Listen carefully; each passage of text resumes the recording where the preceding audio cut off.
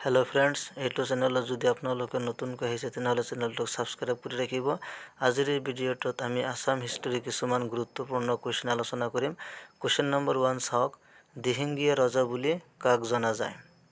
ইয়াৰ এনসাৰটো হ'ব চুহুংমুং ৰজাক দিহিঙ্গীয়া ৰজা বুলি জনা যায়। কুৱেশ্যন নম্বৰ 2, গড়গয়া ৰজা বুলি কাক জনা যায়? এনসাৰ চুকলেংমুং ৰজাক গড়গয়া ৰজা বুলি জনা যায়। Question number 3, খোৰা ৰজা বুলি কাক জনা যায়? Answer চুকামফাক। Question number 4, বুঢ়া ৰজা বুলি কাক জনা যায়? Answer চুচেংফাক বা প্ৰতাপ সিংহক। Question number 5, বগা ৰজা বুলি কাক জনা যায়? Answer চুৰামফাক বগা ৰজা বুলিও জনা যায়। Question number 6, নৰিয়া ৰজা বুলি কাক জনা যায়? Answer চুতিনফাক। Question number 7, লৰা ৰজা বুলি কাক জনা যায়? Answer চুলিকফাক।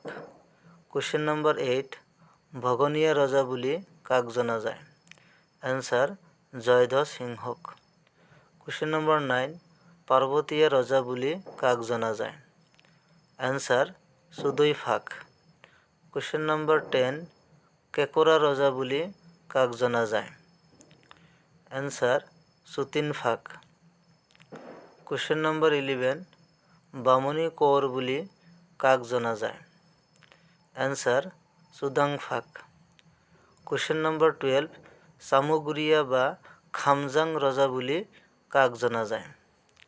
Answer চুহুং ৰজাক। চুহুংমুং নহয়, এইটো চুহুং ৰজাক। Question number 13, কোনজন আহোম ৰজাক লাই বুলি জনা গৈছিল? Answer ৰুদ্ৰসিংহক। Question number 14, কোনজন আহোম ৰজাক গদাপাণি বুলি জনা গৈছিল? Answer চুপাতফাক। Question number 15, মানেপাতা ৰজা বুলি কাক জনা যায়? Answer যোগেশ্বৰ সিংহক।